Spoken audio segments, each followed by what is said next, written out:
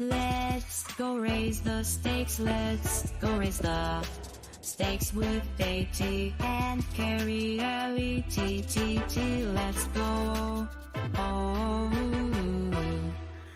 Let's go. Let's go.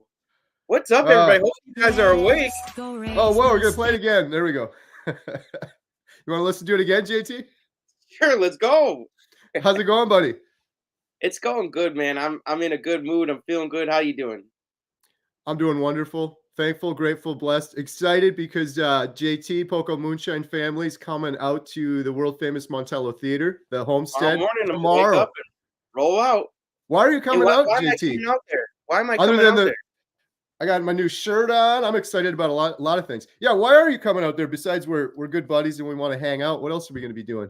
Well, yeah, that's just the tip of the iceberg. The rest of that iceberg is we're going to be knocking on some more strangers' doors, and we're going to see who lets us in their house so we can cook them another carnivore meal, and it's going to be awesome. I'm excited. Kerry says he's going to knock on the first door. I'm going to knock on every door until we get someone. You have one. JT has one. I need one. I need a notch on my belt. And I said this before, but there's a lot of new people on here. I have literally knocked on thousands of doors trying to get people interested in steaks. My first job out of high school, I was a door-to-door steak salesman. Evidence, man. It's all full circle, man. You couldn't make this stuff up, Kerry. Full circle, yeah. But I mentioned this yesterday, JT, on a live stream. I'm like, I can't believe I don't feel like I'm that old as a carnivore. I'm 43. That was when I was like 14. So we're talking that was like 29 years ago. That's crazy how fast time goes. But anyways, my point was 29 years ago, I think I had a lot easier job talking to people about steaks door to door. People are less likely now. They don't want to mess around with knocking on doors, no soliciting signs, things like that. So it's going to be fun. It's going to add to the drama. How many times did they get Kerry and JT to be soliciting at their door? That's the question, man. I think that's the deal breaker. We're not your average solicitors. Right? It's gonna be fun. Yeah, it's gonna be on. I'm excited, and hopefully, I don't think we're gonna get skunked, man. I got a good feeling, man. There's just no way it can't go right. So we're not gonna stop. We're not gonna stop. And if it's like midnight, we're gonna go to the grocery store and we're gonna stand in the meat section and wait for someone to come, and we're just gonna be like, "You're not buying this. We got it, and we're gonna cook it for you, and that's it. You don't have a say in the matter. Let's go." Do that, or we're gonna go stand in the vegan store, and we're just gonna start talking facts. One other really fun idea. I was going to call you about this yesterday. I was thinking this is for another video, but my good Amish friends, they're the coolest people. I wanted to meet them. I've watched your videos you've done with them. They live by the mantra of joy, Joy, Jesus, others, yourself, and they're the most joyful people I've ever met. However, they've let me film with them several times. I'm always respectful. Don't get their faces in it. That's the tricky part of it. But I was thinking this yesterday, JT. I was like, what if we wouldn't cook them a steak dinner? That would be fun. That would be fun. I'm down for that. I've never like been to an Amish community, let alone had a dinner or a meal with some Amish folks. So I think that'd be eye-opening. And then we get to see not only how they live and their demeanor, but we get to share a good meal and talk some carnivore. I think it's awesome, man. It'll be fun. And if you bring a bunch of your bucket hats, could you imagine we convert them over? Bunch of Amish bucket hats. Like, take me to your Amish leader. I want to crown him, man. So this was like 3 years ago. They invited my whole family over, Jen, the girls, and I, for dinner, and it was a proper dinner. There were some. It was. I guess I would define it as a proper human diet dinner. There were vegetables, but they were all natural. They weren't like riddled with pesticides and stuff like that. Right. Yeah, and it was mostly meat. It was the first time I ever had venison. They made venison meatballs, and it was incredible. It was so good. Yeah, it was surreal. Sitting at a table in the dark. There's gas. They don't have any electricity. It's gas lanterns. That's gonna be awesome. I can't wait. Yeah, I'm sure they would invite us. Oh, there's no phone, right? So it's interesting. On the way to my dad's house, it's like an hour drive. I go right past their house, and so every time we're like really good friends with them. They're insisting. They're like, you better stop here when you're going by. So I'll stop. I've randomly stopped there and be like, you guys need anything from the hardware store? I'm going to the hardware store. They just hop in and we take over to the hardware store. So yeah, and I haven't been there in a while. So. We can always not eat, but at least go and say hi and set it up with them. Yeah, for sure. Yeah, I did that. Oh, this would be fun if we do it too, JT. The last time I did a video with them, they taught me how to ride the Amish horse and buggy, and they allowed me to film it. Let's Who go. here in the comments would like to see JT riding the Amish horse and buggy? I'm ready. And speaking of seeing things, did you see Jeff the Prosperous in his new hat, man? Loved it. That was so nice, JT. Yeah, it just, man, and then it just made my day that he said I made his day after a chemo treatment, man. Like, I just wanted to just put that, it's not anything I did. It's just something we all can do. Just simple, small gestures, man. You never know how much it could help somebody in a day that maybe isn't going great. So that meant the world that Jeff said that it made his day, because it made my day making his day. And I hope we can all find joy in ourselves by making joy for other people. Love it. That's what everyone loves Bill Knott, right? Every one of his videos, he's talking about that. Spreading some joy, being kind to one another. It's so true. And it's like, you can do it for selfish reasons. I do it for selfish reasons sometimes. I feel better if you're kind and nice to someone and you go out of your way. It makes me feel better for selfish reasons, but it's a good thing anyway. So just do it. It's a win-win all the way around. We're gonna be doing it this weekend for sure. Yeah, I'm telling you, we're gonna step things up so big, man. I'm telling you, you guys don't even know what's coming, man. It's gonna be awesome. Nice. Hey, speaking of nice and kindness, man, thankful, grateful, blessed. Let them know. So many comments. I'm getting mail from people, JT, now. I've gotten, it started out with the YouTube comments. Then I started getting Facebook comments. I saw your 30-day video. It inspired me. I started carnivore. It changed my life. And then I'm getting them on Instagram. I'm getting them on all the social media stuff. I've been getting a lot of mail lately. I just got this, I'm not going to say her name, but a letter someone wrote me in the mail. She said, Kerry, thank you for what you are doing. The world needs to wake up and change. P.S. I'm 71 years old and I'm becoming a full carnivore. And she sent me a little donation for the Healing Humanity documentary, which is just incredible. She's from New York. Doesn't that just mean the world, man? It means the world, especially what really gets me all the time. And I'm getting so many of these I'm not saying this is old, but folks in their 70s and 80s doing carnivore, thriving on carnivore. They've gone their whole life with one mindset, eating one sort of way, and they weren't getting the results they wanted. And they have mobility issues and arthritis and aches and pains. Good in their retirement, which is supposed to be the best time of their life, and they probably feel worse. And that shouldn't be, man. We should be feeling great and clicking on all cylinders, even in retirement. 100%. That's a lesson from my childhood, JT. My grandfather, oh my God, he was the coolest guy ever. Worked his whole life, couple of jobs, supported his family, and right around retirement age, 65 or so, maybe a little bit younger than that, had a massive stroke and didn't even get like a year of good retirement. He lived through the stroke, thankfully, but he was paralyzed on the whole right side of his body. So worked his whole life and then that. And I really believe that is caused from nutrition, from the foods he was eating. So I don't know. I feel less susceptible to having a stroke or a heart attack, but I'm not worried about it. If I do, and I'll deal with it. But yeah, it's so sad. So many people, and what's crazy, JT? I just heard this. This just blew my mind. The average life expectancy for the first time in decades is going in the wrong direction. Humans are living less now than they have ever throughout history. That's a sobering statistic. And then another one was the expected death rate is way up, way up. The number, they have this calculation, how many people should die in a year from diseases and all sorts of things.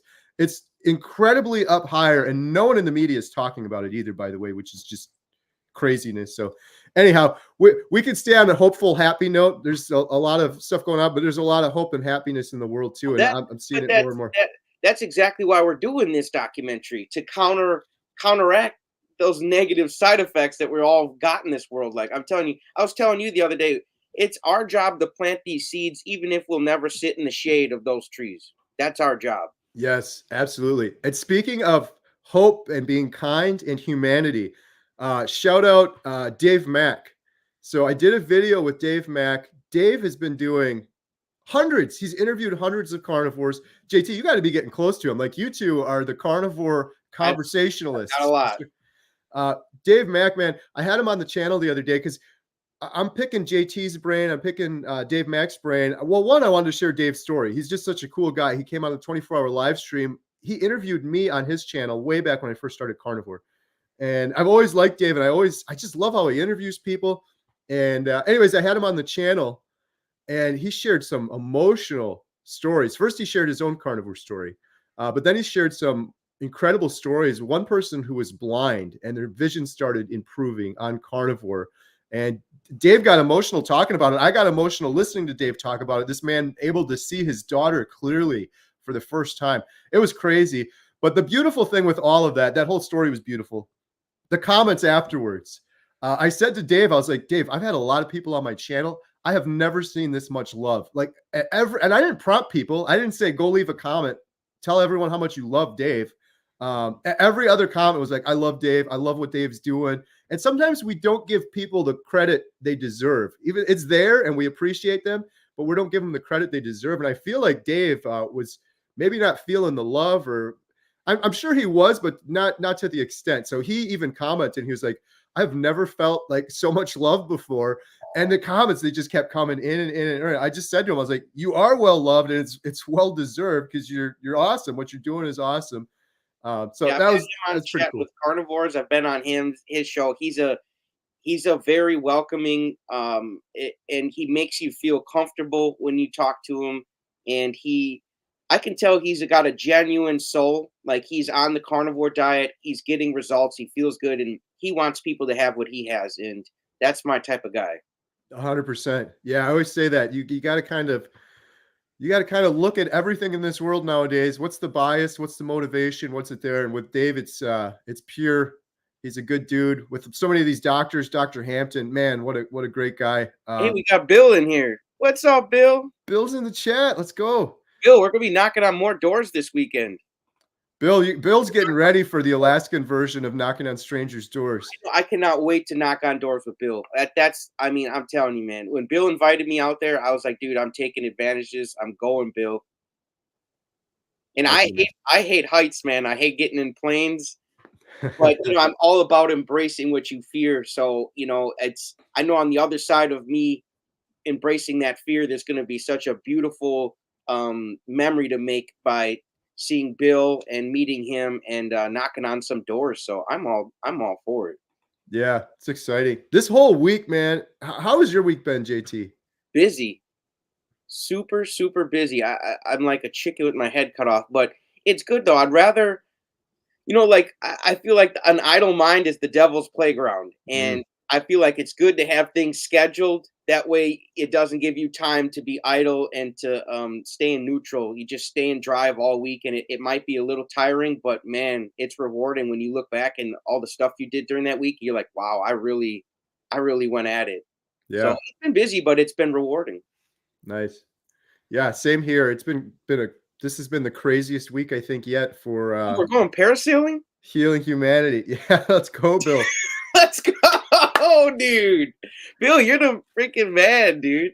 But yeah, it's been a crazy. You want to? Things have just been going crazy. You want to talk about any of that? Well, I'll abbreviate it, but just some exciting news for the Healing Humanity documentary. Adam and I gave a presentation to a group that was interested in learning more, and we'll share more on that later. But that was hugely exciting.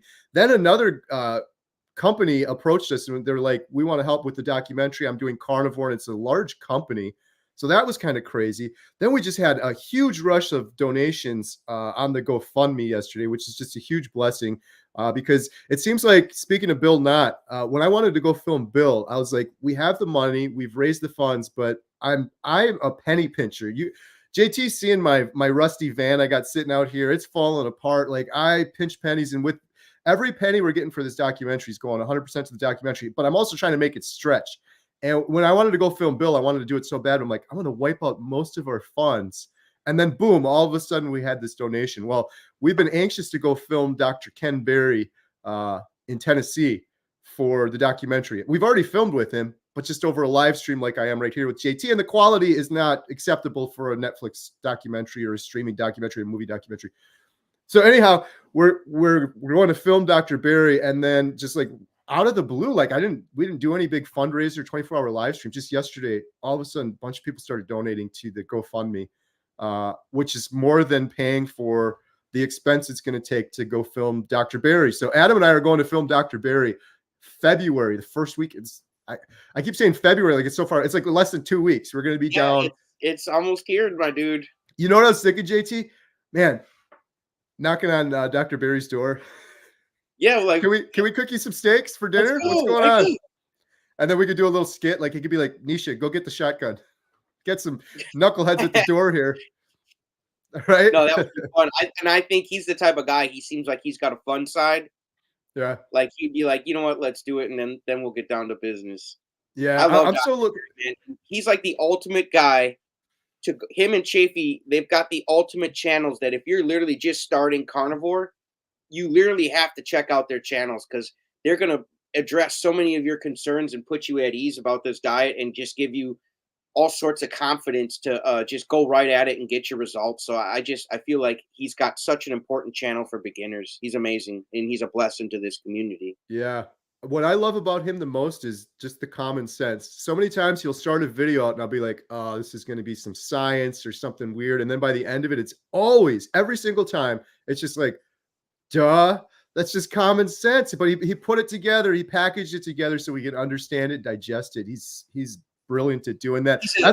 He's a communicator. Communicator can take complicated things and put them in an easy way to understand. And a teacher, they don't feel like they've done their job unless you're confused, in my opinion. So he's a communicator. He definitely knows how to get these complicated things into an easy packaged message, and that's valuable. For sure. That's why I'm so excited to film him too, because we have almost everything we need for our pre-movie kind of prototype, like our 10-minute version. This is what we have so far. I can't wait to share it. JT might get a little sneak peek this weekend, but we can't share it with the general public because if we put it out there on YouTube, we can't put it in a documentary. But it's almost there. The part that's missing is the Dr. Barry part, and I know he's going to brilliantly help us fill that part in. And we need that for the Torch trailer, right? Exactly. It's not even going to be any work. I'm just going to be there and like hit record on the camera and be like do your magic. Just do you, bro. Yeah. And speaking of Chaffy, I have a live stream tonight with Dr. Chaffy, and I've invited other parents on, like Jeff DeProsperous and Ellie, and there's a bunch of them coming on, and we're going to talk all about kids on the carnivore diet. And I wanted to address, because a lot of parents, it's funny, like they'll do the diet themselves and think it's great and good for them, but they won't put their kids on it. I'm like, well, a kid is just a smaller human. There's just, if it's good for you, if it's good for the goose, it's good for the gander, right? Like it's got to be good for you. And if it's good for you, it's got to be good for your kid. And I want Chaffy to address these concerns and help eliminate some fears that parents have. You know, like, will the carnivore diet stunt my child's growth? You know, like, is there any, are they, you know, if you have a child on carnivore, are they more likely to have a heart attack when they reach adulthood? These are things I want to, and maybe he doesn't have all the answers, but he's got the knowledge of the science and how the body works and responds to things. And I think he can eliminate a lot of fears for parents. So it's a very important video to me because I'm raising my son on carnivore, and to a lot of other parents who are maybe thinking about, and even grandparents, if you're a grandparent, you've got grandkids and they come over and you feed them carnivore, you want to know, like, well, am I doing okay by them? We're sure we are, but it's just nice to hear from Dr. Chaffy. Let him break this down. So if you guys can tune in tonight, man, I think that's going to be a very important topic because there's not a lot of people embracing the children in carnivore, you know, because they're our future. I mean, if we want this to be sustainable, we need to teach our kids this way of life. 100%. I'm going to be watching. It's such a great topic too, because I guess because Emma's been on my channel a couple of times, I get that question all the time. What about kids? What about teenagers? How do you overcome some of these things? And I'm so happy you're doing it, JT, too, because our good friend, Jeff DeProsperous, when I filmed him in Canada, that was one of the things he was actually specifically saying. He wanted to do a video about kids on carnivore because his two boys they're killing it, eating the proper human diet. Yeah, and from babies to toddlers to teens, man, we're going to talk all about kids on carnivore. I just, it's so important, man. They're our future, and Dr. Chaffy is the guy, and he jumped right at it. He's like, wow, this is going to be awesome. I'm like, let's go. So Jeff is involved.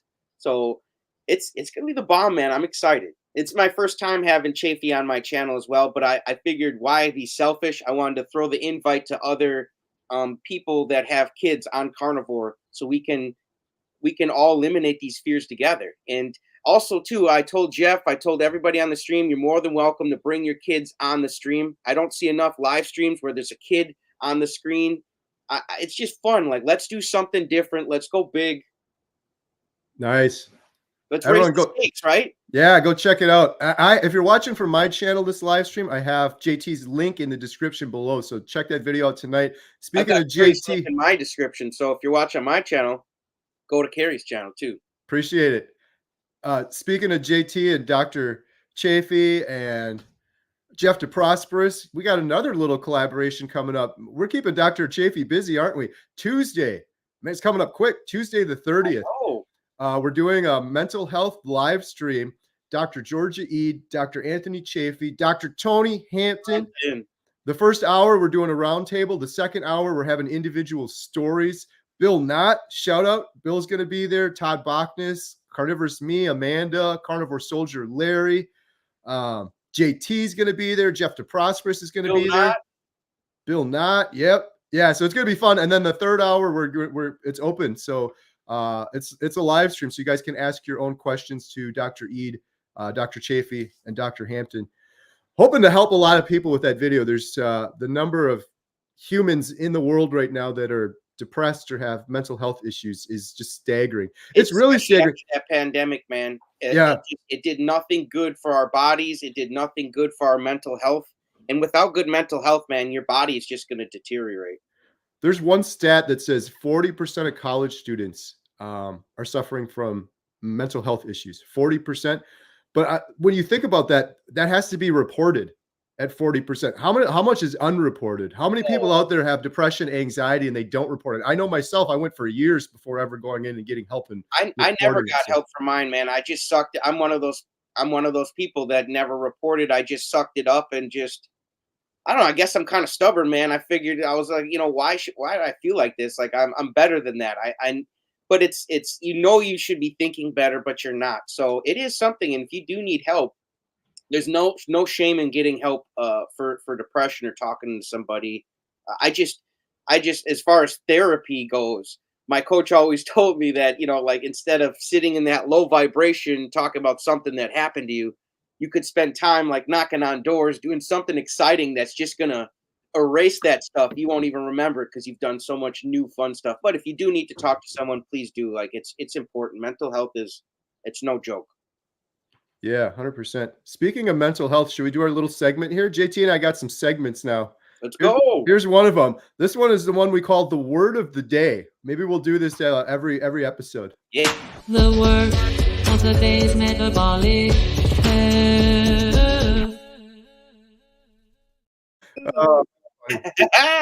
AI is great, isn't it, JT? It's the future, man. I'm telling you, it's fun. You got it. Some people look at it as a bad way, but when you have fun with it, it's fun. Right. So the word of the day is metabolic health. And I just want to talk about this real quick because this is so interesting to me. We're doing the Healing Humanity documentary. It's kind of me going on this journey. And I'm like, well, what do I have to learn? Right, JT? You eat the proper human diet, you feel way better. There's not much more to learn, but I have learned so much talking to these individuals. Much to learn, Kerry. There's so much.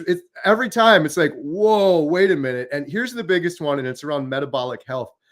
I've heard the word metabolic health before, but not really. My whole life, it was just, you eat meat, it's going to clog your arteries. Everyone was worried about cholesterol my entire life. I was worried about cholesterol, eating meat, fatty meat. No one ever said anything about metabolic health.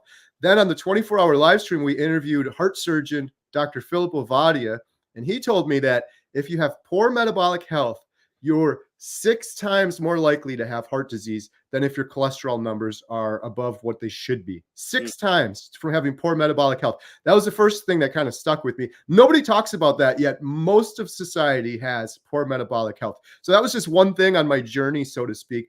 But then I met the wonderful and interviewed Dr. Tony Hampton, metabolic doc. He's done so much work with type 2 diabetes. And then he's telling me about how important metabolic health is for type 2 diabetes. And he's passionate about this. He's like, they just got to get their metabolic health in order, and then they can reverse type 2 diabetes. Then it just keeps going. Then we have Dr. Georgia Eid, who's going to be on the live stream later. She's talking about proper metabolic health for your mind, for depression and anxiety. And Dr. Barry's talking about metabolic health. And it's like, then the biggest mind-blowing one for me was when we interviewed Professor Thomas Seyfried, who says cancer is a metabolic disease with metabolic treatments. It's all about metabolic health. And he's so fired up and passionate. He's like, people just need to focus on their metabolic health if they have cancer, if they want to avoid cancer. Philip Ovadia, if you want to avoid heart disease, focus on metabolic health. Dr. Tony Hampton, you don't want type 2 diabetes, metabolic health. Dr. Georgia Eid, you want to improve your mental depression, anxiety, metabolic health. All of these individuals, they're screaming about this one thing because they're so passionate in their own respective fields. But then for me, putting it all together on this journey, I'm like, it's everything. It's all tied together. It's so simple. And then if we take all of that and just simplify it, yes, it's fixing your metabolic health. Or if it's even simpler than that, I know I've said this before, but I like to keep things as simple as possible. Humans have just escaped from what is natural. When you're eating what's natural for humans, your metabolic health figures itself out. It's not complicated. It's not counting calories and carbs and how much sugar did I have. You eat what's natural. You do what's proper for a human. Your metabolic health regulates. All of those things are better. All of it. Your likelihood of getting cancer. That's a big statement. That's what Professor Seyfried told me. Chronic inflammation, most oftentimes from either smoking cigarettes or eating bad food that chronically inflames you, can lead to cancer if you do it for long enough. So it's just, that's one of the biggest things I learned on the journey. The importance of metabolic health and simplifying it. Just eat what's proper. Do it. Go. Stop. We're getting so far away from what's proper for humans. These things like flip. I do it too. I'm trying to cut back, not getting sunlight under the fluorescent lights all day, not getting exercise, rebreathing circulated air because we're not getting fresh air, and mainly these crazy foods we're eating over and over again. So I think that's good. In the sun, like that. Right. I mean, I'm telling you, man, there's so many things that are backwards nowadays, and it's a shame. It's a shame, but things can be reversed. You know, there's no problem without a solution. There's no question without an answer. And I learned that about the law of polarity, and that's why I get so much confidence about doing this, because I know we can make a change. I know we can change all those things, buddy. Yeah, 100%. And wait for the next doctor that comes out of the woodworks, and then the next one. People, I feel like they're getting excited to talk about this even more because guys like you and me are starting to wake up, and everybody in the chat, guys, everybody like us, we're starting, the general population, we're starting to wake up, and we're starting to listen, and we're starting to raise our awareness and say, oh, wow, I didn't know that. And then when you enlighten enough people, it's going to change the world. And that's so important. I'm so glad people are waking up and they're ready for this message. They want to learn, they want to listen, and that's what's going to make the difference. Right. Yeah, we talked about that last week, the positive deviance. It's such a cool concept, and I'm looking forward to talking to Dr. Eid on Tuesday because she is the definition of a positive deviance. When you look at the mental health crisis we have right now, everyone's doing the same thing. They're just pills and therapy, and she's doing something drastically different, and people are having drastically different results. She's a positive deviant, and that's how you break the social norm of, oh, no, this is just what we could do for mental health. This is the only solution.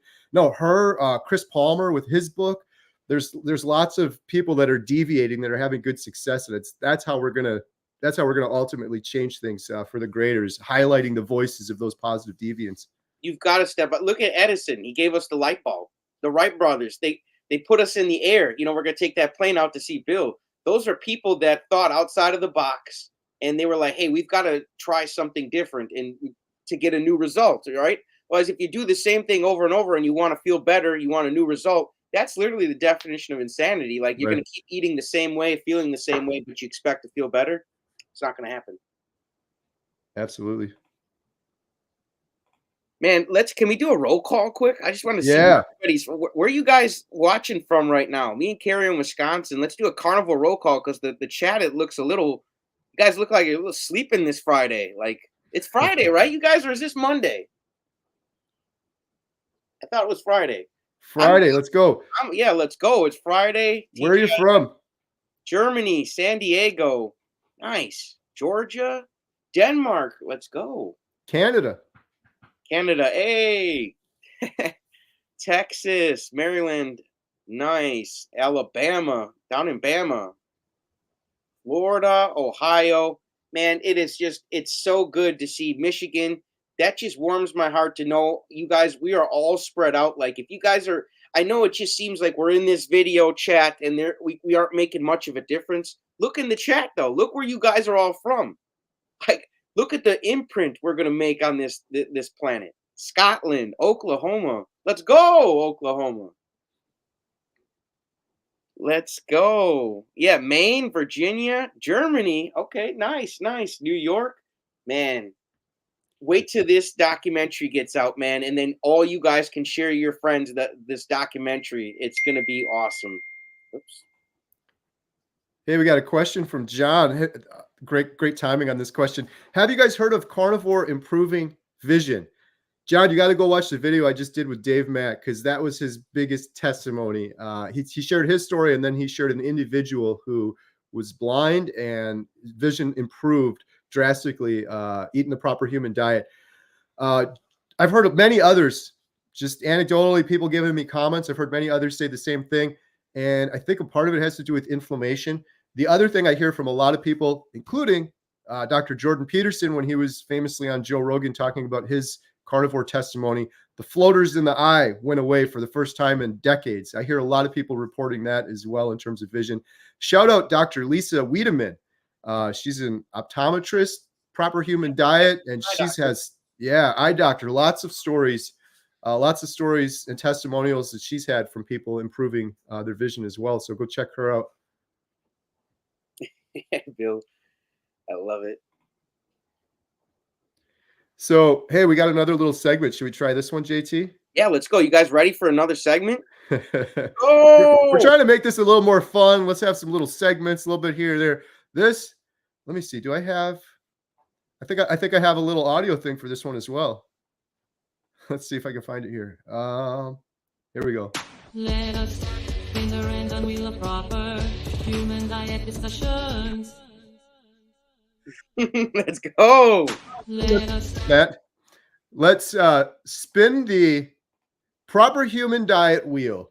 Yeah, and shout out The Price is Right, man. Let's go. Right. Shout out Todd Bachnes, Michael, Lindy. They've got an awesome channel, The Carnivore Cure. They do their live stream every weekend, and they do this wheel thing. So I totally stole this from them. Credit where credit is due.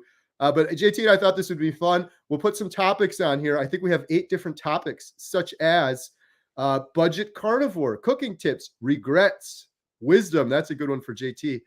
Beginner's guide, mental health, carnivore confessions, frequency, gone wrong. So I'm going to spin this and I'm going to put JT on the spot. JT's got to, whatever it lands on, JT, you got to run with. Okay. All right, guys, it's Friday. Let's spin the wheel. Here we go. Ain't got no time to waste. Let's go. What's going to land on? Ooh. Carnivore confessions. Ooh. You have any carnivore confessions? Yeah, I do. I had a Pepsi about like 2 or 3 weeks ago because I just wanted to, I hear everybody keep saying like, like this changes your taste buds, your taste will change, and then things will be even more sweet than you thought. And I said, well, let me just try to see, because I had this, I could just smell it and taste the Pepsi in my mind. Dude, I cracked this can of soda. I took like 2 or 3 sips and I was like, holy moly, this is, it is true. Like your taste buds, dude, I am so sensitive now to sugar. It's bananas. So I couldn't take more than 2 sips. I definitely didn't finish that can. I just poured the rest of it out and it made me feel sick to my stomach. I could feel it in my stomach and I felt like crap. And it hit me. I was like, wow, I was drinking can after can of this stuff every day. Right. And then I would buy Coca-Cola too. It's like, what was I doing to myself? And like, it's so amazing when you desensitize yourself and have sugar all the time, it doesn't seem that strong. But when you're off of it, so I'm not encouraging you guys to go try Pepsi, but like I just did it as an experiment. Just, I've been on this for 219 days now. And I said, I want to see what a Pepsi tastes like now on this diet. And it was horrible, man. It was way too sweet. So that is my carnivore confession. It wasn't like I was like, man, I got to just down this thing. I was like, let's like experiment, but it was a naughty experiment. Yes. Yeah, that's the Coke. I saw something on YouTube the other day about Coke. Like you can, what the heck was it? You put it if you spill it on the cement, it'll actually like tear into the cement over time. It's Yeah. crazy how The sewer, my gramps, the sewer, he used to work for a company and they would take off sewer grates and stuff. And he said sometimes when they were rusted on, he said they would pour Coca-Cola around the edges of the sewer grate. And he said it would break down the rust and they could lift it right off. And he's wow, like, he said he could never fathom how people were drinking that on a daily basis and they were using it as a tool. right? That's crazy. It's Oh, insane. yeah, and like you, I'm not judging either because man, that was me. Diet soda was my thing. I used to be addicted to Diet I don't Coke, like diet. I cannot do diet, man. and then I got hooked on the Diet Mountain Dew. And I used to go to the gas station and get it. Like I would get in the car and drive all the way to the gas station just to get Diet Mountain Dew. And then it was the bigger one. And then it was the one that was like this big. And then it got to a point where I was getting like 2 of those a day. I can't. That's why when people are like, "Oh, you're so strict," I can't moderate. So your experiment, if I did that, JT, I couldn't do it. I couldn't do it. I'm Oh yeah, and so that's okay. That's okay. But I right, had to try it, Kerry, and it just because I don't want to talk about things and not know what I'm talking about. right. So if I'm telling people like your taste will change, I want to know that for myself. So yeah, I took one for the bullet. I took 2 sips and it was horrible, and it made my stomach upset, guys. Like I did not feel good after 2 sips of Pepsi. I I don't have cravings for sugar at all anymore, but I was a big sugar addict before, and we still have it at the movie theater. It's a touchy subject, I know. I've got the carnivore snacks, we got the pork rinds, we got the grass-fed beef sticks, but we would literally go out of business without it. But there was like a box of Nerds, the big jumbo box of Nerds. That used to be one. Those are so bad for you. That used to be one of my go-tos. And I walked by it. I think Emma was there, and I just grabbed. I was shaking it around. I have no desire to have it at all. But I was like, could you imagine if I just opened this? Because back in the day, I would just be like, like just an incredible amount of sugar at one time. I'm like, I wonder what would happen. She's like, Dad, you'd probably die. Because I'm so like, just like you said, just a little bit of Pepsi messed you up. It's literally poison. And now I'm glad I went on the carnivore diet because now my taste buds are actually tasting things for what they are. Like that is crap. It's too strong. It's too much, and it's not good for you. And I'm glad my body is now trained to recognize poisons like that. Right. You had like an alcoholic, you had a tolerance to Pepsi and sugar Oh, big before. time, big Now time. it's gone. You have a little bit and you're like, whoa, this is crazy. Yeah, So and for I felt really like almost lightheaded. At like it gave me such a sugar rush. Just those 2 sips, I was like, I don't like this feeling. You know, right. I don't like it. All right, for my carnivore confession, Uh here oh. we go. I got to be careful. So I just want to preface this because everyone's like, oh, you're so strict and you do this, you do that. You're so strict. I was on keto for years and I had such good. I've said this before. I'll just say it real quick. The most horrible feeling in the world for anyone that I want other people not to have to go through is struggling with weight your whole life, losing it all very difficultly on keto. Like keto was the best thing for me at that time, but it was difficult. Lost a whole bunch of weight, was feeling really good and saying to myself, I'm never going to gain this back. No matter what I do, I will never gain this back. And then 3 months later, I gained it all back and then more. And then, by the way, doing that probably 20 times. Like, I really think I probably lost more weight. This is a big statement. I think I've lost more weight than anybody on the entire planet. If you add it all up, because I lost it, gained it, lost it, gained it. I'm talking for like 15 years. You guys can see, people have said it to me, JT. They're like, I saw your YouTube video from 4 years ago. You weren't that fat. Look 4 months before that. I could show you guys. I'm going to do a compilation from over the years. It is crazy. It's like, even the girls will say, Dad, you are huge. And then a couple of months later, you can see it coming down a little bit, coming down, and then back up, and then down and up and down. I cheated all the time on keto. I've learned I can't cheat. If I did JT's test with the Pepsi, I'm so scared like I would go off the There's rails. no way you're gonna. I'm telling you, there's no way. If you did that experiment, there's no way you're gonna drink more than I drank because you're gonna feel the same way. It's gonna make you feel like crap. Right. You say this is way too strong. Then that's my point. Like it proves to you that what people say. I've heard other people say that it changes your taste, and I just want to know for myself because if I'm giving people information, I don't want to For sure. give people a bum steer.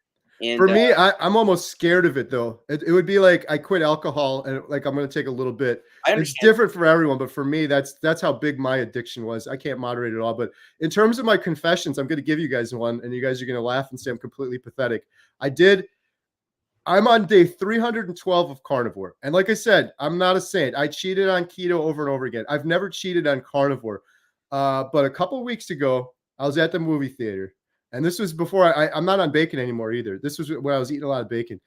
I was at the movie theater and one of the girls said to me that they like, get away from me. Your breath is the most stank thing I've ever smelled.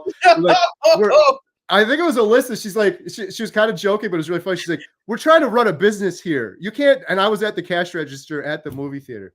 So I had a piece of gum. I know, big confession, but I literally, there was a carb in it.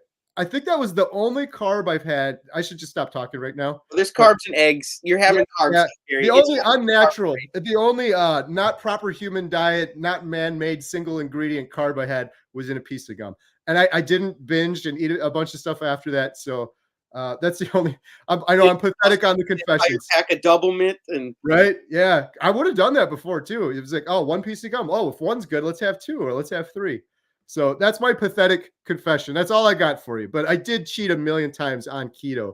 And that's why I'm cautious, because people are like, I just want to avoid other people. I don't want to be like, yeah, you can have a cheat day, you'll be fine. And then you go down the same road I did, or you lose an incredible amount of weight and then you gain it all back because someone's like, yeah, it'll just be fine. For some people, they can't moderate. That's what Dave told me.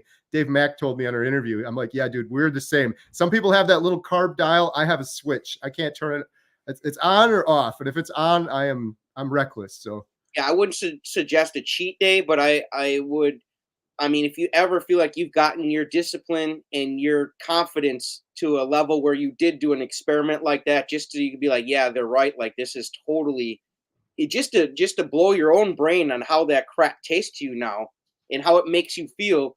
And that will definitely give you some feel like, wow, just that little bit sent me back in that direction I used to be. Like, I am on the right path. Because sometimes you feel so good, you start to take it for granted. And maybe you need to be reminded. So I'm not encouraging nobody to do it, but if you do, like, just wait until you're in a headspace to do an experiment like that. But otherwise, I don't think people need a cheat day. I think then you still have love for the stuff in your heart. Right. And that stuff is like a bad friend. It didn't treat you well. It stabbed you in the back, and it's looking to do you harm the first chance it gets. And I don't want to experiment with a friend like that, you know? Right, for sure. Yeah, and that's the other one last little lesson maybe for some people that are just starting out on carnivores. Some people will start and they'll still stick with things like the diet soda or the artificial sweeteners and things like that. And I often find, just because I talk to so many people starting out on carnivore, it's very hard for them. And they're like, well, it's so easy for you. You don't have any of these cravings or anything. And I really think that's because they're keeping those artificial sweeteners and things like that. Like with carnivore, it's almost like you got to do or don't. It's not like try. It's not like Weight Watchers. It's not like, oh, I'll mostly do it and then I'll have a little bit here. If you're going to do it, just commit for 30 days and really, really try. It'll make it so much easier. The only reason I'm saying that is because I know it'll make it so much easier.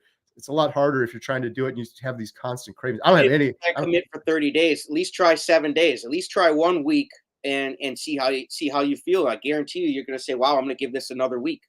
Yep. Awesome. Hey, we got new members. Tom, thank you so much. I'm doing a lot more member stuff lately. Got a dono too, which is nice.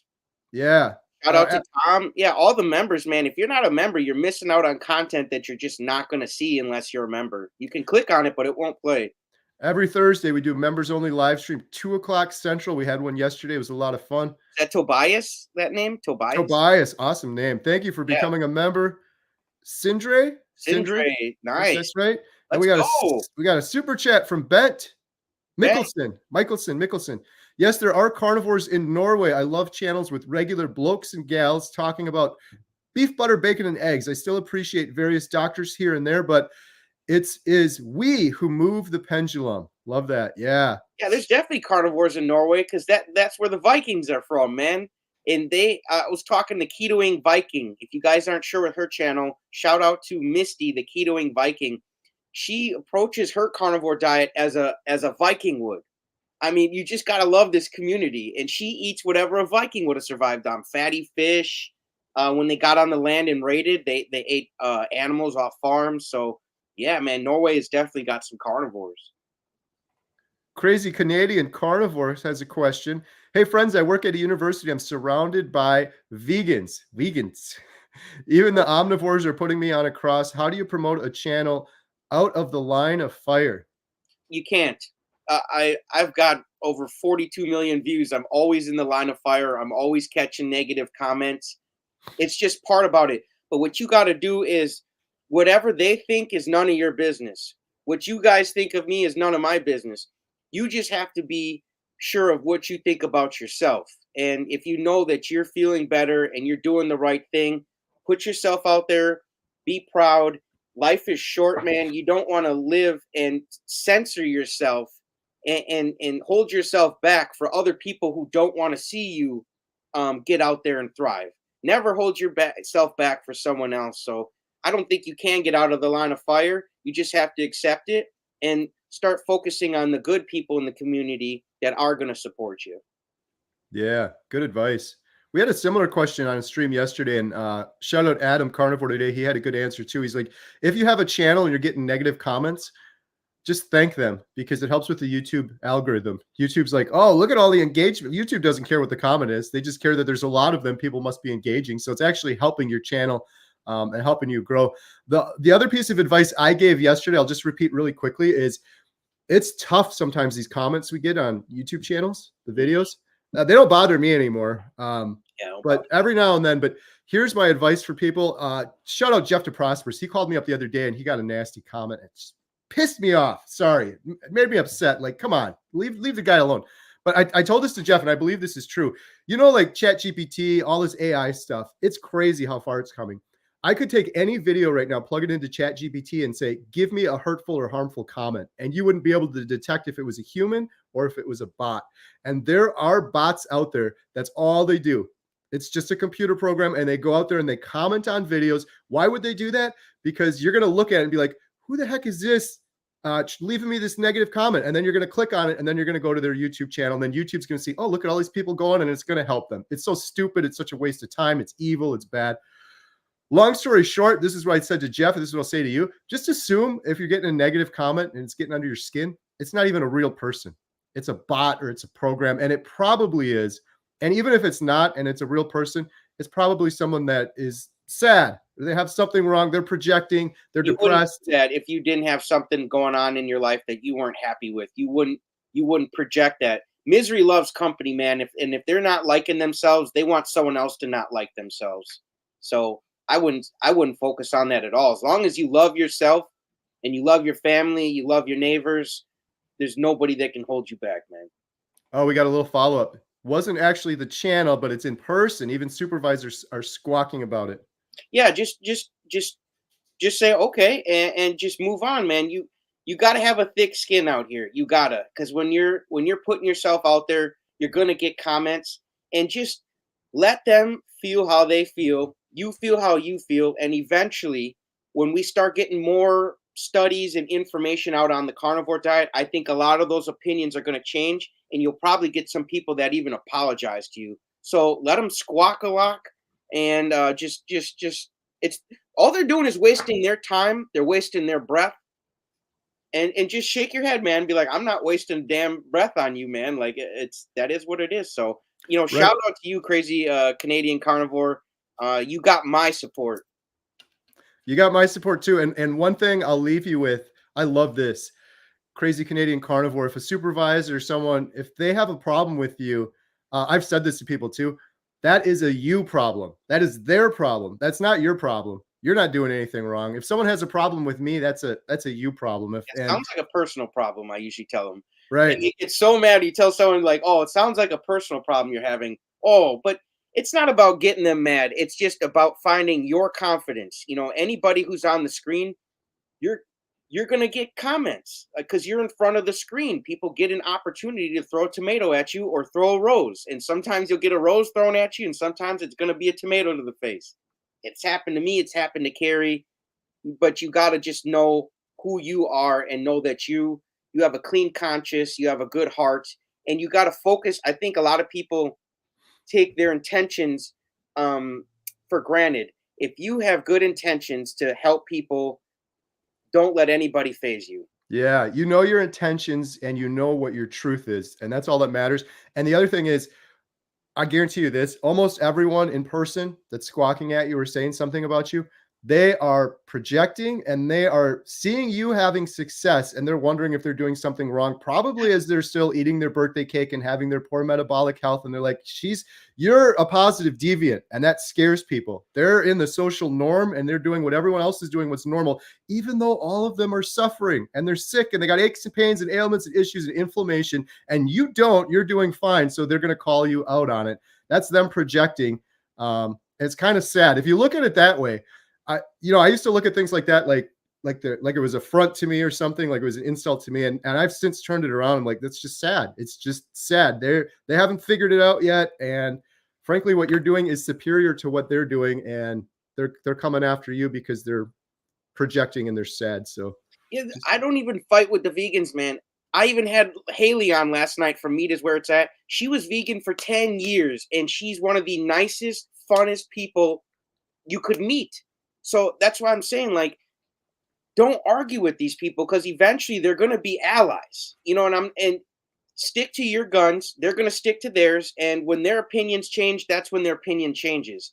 But just do you, man. I'm telling you, man, don't let it bother you. Life is too short to worry about what other people think you. There's literally a book. What you think of me is none of my business. I mean, read it and enjoy it, man. Soak it in. Hey, JT, what was the name of the channel you mentioned a little bit earlier? The Viking. Oh, Ketoing Viking. And she doesn't have her name in there, but her name is Misty, and her channel is called Ketoing Viking. And she is a great woman, man. And she's actually going back to school. So she's one of these gals who, who's at a college, and she's maybe a little bit older than the other people at the college, but she's going back and she's doing studies on carnivore. Her and Courtney, I just had Courtney on chatting with carnivores too. They're both doing their own tiny studies on the carnivore diet, and they're having the same thing as the Canadian, crazy carnivore Canadian. They're getting flack at their college from their professors and things about what they're studying and the stuff they're coming up with. That's going to happen. We're in this moment of change. And anytime there's a moment of change, those are growing pains, and you have to just stick to your guns, put the facts out there, and then let the chips fall where they will. And I feel like the momentum is shifting in, regardless of how many vegans are, the momentum is shifting in our direction. Even if you just look up the analytics, the post of carnivore videos is just through the roof right now. Hey, before we take this one, I just want to say too, give us your best question. I think we did this last week and we got some good ones. Doesn't have to be carnivore, can be carnivore, proper human diet, whatever. Nicholas Canada said, there's a girl I like who's vegan. I just want to comment on this too. I don't think it should be. I did a video before how I'm not going to eat vegetables and fruit, but I want to be clear. I love vegans. Like, if you're eating the proper human diet and you're compassionate about animals and it's helping you, do whatever you want. That is Emma awesome. was a vegan. You know what I'm saying? She is one of the sweetest girls out there. It shouldn't be like us versus them. I think we're all on the same page mostly. If you're eating a proper human diet, I spoke to a woman the other day, JT, horrible bipolar depression. She overcame decades-long battle with mental health issues, doing a ketogenic diet, but the vegan version. That's wonderful. Like, if you can get rid of the seed oils and the sugars, and you can do that. My thing is, I couldn't do that. My daughter Emma couldn't do that. Some people can't do that, but some people can do that. If they could do that, that's just great. It shouldn't be vegan versus carnivore. I'm almost leaning more towards just proper human diet. When we interview Dr. Barry, I'm going to ask him specifically, how are you defining that? And could that be vegetarian only? The only tricky part with the vegetables for me too is you still have a lot of pesticides and Roundup and forever chemicals that are saturated on those. And if you can't if you can only go to the grocery store and get them, that's really not a proper human diet if you're eating those unnatural things in there. But then people can make the same argument with the meat. Some of the meat now we're getting too, despite our best efforts, this Roundup stuff is like ubiquitous. It's in the air. It's everywhere. Cows are breathing it in. Humans are breathing in. So if you're doing the proper human diet, it's changing your life.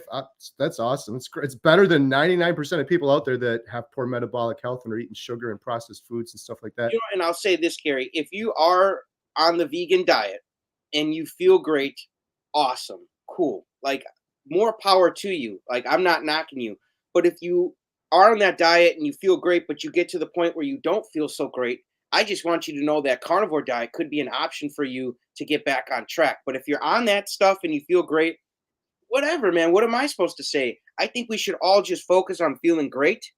And when you don't start to feel great, just know that you can get on carnivore and you can correct a lot of issues you have. So right. Return to olive branch to the vegans. 100%. Return to natural. There's different paths to returning to natural. And if you take one and it doesn't work, you always have this as an option. You agree with me, right? You don't have a problem with someone who's on vegan and they feel good. If they're feeling good, I mean, how am I going to get mad that they're feeling good? You know what I'm saying? But if you start to not feel good, just know that there is options, and people like us, we're a community here, and we're here for you if you just decide to come this route. 100%. And the thing I love with vegans, my daughter included, is most of them are that reason because they're compassionate. They got big hearts. That's a good, beautiful thing. Some of it goes astray, unfortunately. Some of the passion goes astray, and you miss some of the facts. But yeah, Dennis, $20. Love your energy. Love your energy and sharing. The masses can't go 1 hour without having something to eat. Fung, Barry, Chaffy, Rock. Yes. I think I know what he's saying there. That's how I was before. I'd eat breakfast, an hour later, I was hungry again. An hour later, I was hungry again. That's those carbs. Carbs, the sugar addiction. Really satisfied on carbs. Like that's, and then you eat more of them. And it maybe won't kill you that day, but it compounds, like Chaffy says. You know, if I smoked a pack of cigarettes while we're on this live stream, I'm not going to die. But if I keep doing that every day, it's going to compound, and eventually I will get there. But, it's, because that's the thing. They're like, well, it's not killing me. Well, yeah, not right now. But those health effects are compounding in your body, and that's what we're trying to avoid. Yeah, 100%. Thank you so much, Dennis, for that super chat. Appreciate it. That's one of the things I love about eating the proper human diet, too. All that eating before, JT, think how much time we were wasting. Oh, go get me a snack. I need a granola bar. I got to have some fruit. Now it's lunchtime. What's for dessert? Snack. It's like, today I'm going to eat a big steak and maybe a couple patties, and that's it. So much freedom and additional time, and I don't have to think about that stuff. How do you think corporate economy will take it if we destroy the need for bread, factories, pharma companies, and soy and almond products? Oh, man, that's a good one. I think that the world is always changing and growing, and think about it, like 300 years ago, there weren't no pharma companies and all these almond products and stuff like that, and bread factories. Everything changes as we change ourselves. As our minds change, the world changes, because we manifest, we make the world what it is. So if we can change our minds, we can change this world. And I think that they're going to have to change with us. And if they want to make money, they're going to have to come with us on this ride. They're going to have to do things differently, just like we're choosing different ideas and we're doing things differently. Everybody's going to have to grow. And that's the one thing you guys can bet on in your life, that everything changes. Nothing stays the same. Nothing. 300 years from now, there's going to be different carnivores on here talking, and none of us will be here. Everything changes, you guys, and we have to accept that. And that's one thing too about being a great leader, my coach taught me, is you have to be willing to change. Otherwise, you're out. And same thing with them. They're going to go out of business if they don't change with us. So that is on them, and they have to choose to stay in business and change. Yeah, 100%. Change is, everyone fears change. That goes back to that whole social norm discussion we had last week. But every big change that I've had in my life that I feared has always been a huge net positive. Like, people fear change when it's forced upon them, right? But they accept change when they choose to change. There's two different changes. When they feel like it's being forced upon them, then they don't like change. That's why people get all upset when they're voting for a new president or something. They want it the same way. Doesn't matter what it is. If we accept the ideas and change, then it's a good thing. So they have to come to a point where they see their dollars going down and they say, hey, we have to pivot. We have to pivot because the people are changing. And if you don't pivot with them, you're out of business. So that's up to them. And it's up to us to lead the way and make that change and make them change. Yeah. Replace all those with regenerative, proper farming. Back to natural. Absolutely. Nicholas, Canada, would you be willing to try raw dairy milk? How about this? We'll try it when we go visit the Amish, because I'm sure they've got some raw milk on their farm. Would you agree, Kerry? I would. I My answer is yes, hesitantly. I had a big problem with dairy before this. But when I went to interview my neighbors, where we get a lot of our grass-fed beef from, natural, no pesticides, cows are just eating grass. I asked her, I said, I'm a rookie. Like, teach me, what's the difference? I know kind of what the differences are, but I said, what are your thoughts on raw milk versus what you buy in the store? And she said the stuff in the store is, in her opinion, is horrible. She's like, it's so stupid. Well, She some said, states actually don't even let you buy raw milk anymore. That's how much yeah. Oh, they don't control this narrative. They have this special workaround. It's a long story, but they're able to get their own raw milk from their farm. They are. But she said you go to the store and they take the milk and they pasteurize it, they boil it, they take all the nutrients and vitamins out of it, and then they put synthetic vitamin D and stuff back into it afterwards. It's so unnatural and backwards. Her opinion was, she said, I used to drink that. I get a stomachache all the time. And she said, I think the incidence of IBS or lactose intolerance is way higher than people realize, because they'll have milk and I just kind of feel but then they just keep doing it over and over again and they think that's normal. And she says when she has raw dairy milk, it's just fine. I would be open to trying it, other than I had a lot of issues with the other type of milk. And my thing is, everything's working great, so I'm hesitant to experiment with anything. Like I foolishly said earlier, a piece of gum was freaking me out. So You mean you don't want almond milk? no, definitely don't want You that. guys can explain to me, how do I take an almond and milk this thing? Right. I've been confused since I've saw the commercials for almond milk. I'm like, I just hate to break you guys. I don't think almonds have nipples, and I don't think they can be milked. So this is not natural, and it's not milk. JT, have you seen Meet the Parents? Yeah, man. Meet the Parents, Meet the Fockers. I've seen the whole thing, man. I love it, man. What you were just saying reminded me of a scene in there where he was talking about how he milked the cat, and then the dad said, what did he say? He said, "Oh, you can milk anything with nipples." And then Robert De Niro said, "I have nipples. Can you milk me?" That is true. That is true. I've been corrected. That movie is hilarious. I recently rewatched that one. Anyways, getting a little off track here. You're right, though. I've said the same thing, JT. Where are you gonna get milk out of an almond? This stuff is so unnatural. And they're milking more than almonds now, and it's not natural. And it's a joke too when they're trying to make vegetables look like meat. If meat is bad, why are you trying to make your product look like mine? I'm not trying to make my ribeye look like a piece of broccoli. Like my ribeye is beautiful when it's dripping and it's reverse seared. It's beautiful the way it is. God made it beautiful. I'm not trying to make something and pervert it into something it's not. Shout out Rick. So JT, I always post on the side. What does that mean, Rick? Will someone ever get a ribeye? What are you talking about, bro? I always post on the side when you're not looking. I like whoever puts the best question gets a ribeye. So Rick's like, when are we getting these ribeyes? Rick, when I'm down in Florida, we're gonna meet. I'm gonna get you a ribeye. I cannot wait to visit Rick, man. I cannot wait. I think that's gonna be fun, dude. And man, hopefully, maybe I'll rent a bike and we can all. I think that'd be a great video, man. We go around biking around Miami with Rick. Who would love to see that, man? Me and Kerry hopping on the bikes with Rick. Let's go, Rick. Yeah. Rick, you have a free ribeye coupon from me. When I'm down in Florida filming, we'll definitely do that. For everyone else, you're just going to have to wait until you hear on the door and it's JT and me coming to cook you a steak. Wouldn't that be fun if we knock on someone's door who's in this chat? Yeah. I mean, come on, man. Here's a good question. Bikes. Okay, let's go, Rick. Worthy Prince, what's your thoughts on fermented vegetables like sauerkraut? I looked it up, and apparently humans have been doing it since 8000 BC. It's fairly low carb, just thinking about something to add as a side. And that stuff makes me fart, so I stay away from it, man. That's just I don't like farting all the time. So, but if you like sauerkraut, like I told you guys earlier, if what's his name? Man, he wore the pack and Frigno Freedom.